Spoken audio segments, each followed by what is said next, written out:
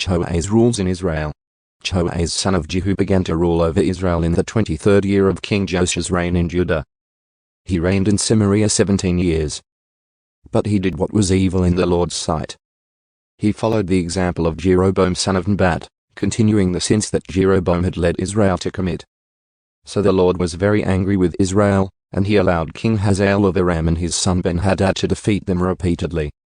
Then Joahaz prayed for the Lord's help, and the Lord heard his prayer, for he could see how severely the king of Aram was oppressing Israel. So the Lord provided someone to rescue the Israelites from the tyranny of the Arameans. Then Israel lived in safety again as they had in former days. But they continued to sin, following the evil example of Jeroboam. They also allowed the Asherah pole in Samaria to remain standing. Finally, Joahaz's army was reduced to 50 charioteers, 10 chariots, and 10,000 foot soldiers. The king of Aram had killed the others, trampling them like dust under his feet. The rest of the events in Joahaz's reign, everything he did and the extent of his power, are recorded in the book of the history of the kings of Israel. When Joahaz died, he was buried in Samaria. Then his son Jehoash became the next king. Jehoash rules in Israel. Jehoash son of Joahaz began to rule over Israel in the 37th year of King Josiah's reign in Judah. He reigned in Samaria 16 years. But he did what was evil in the Lord's sight.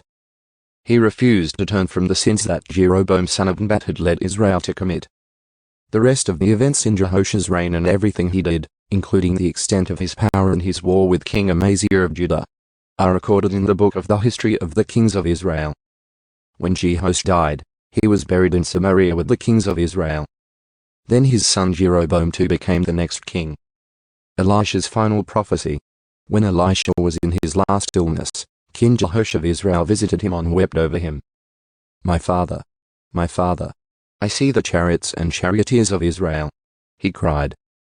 Elisha told him, "Get a bow and some arrows." And the king did as he was told. Elisha told him, "Put your hand on the bow," and Elisha laid his own hands on the king's hands. Then he commanded, "Open that eastern window," and he opened it. Then he said, "Shoot." So he shot an arrow. Elisha proclaimed, "This is the Lord's arrow, an arrow of victory over Aram, for you will completely conquer the Arameans at Aphek." Then he said, "Now pick up the other arrows and strike them against the ground." So the king picked them up and struck the ground 3 times. But the man of God was angry with him. "You should have struck the ground 5 or 6 times," he exclaimed.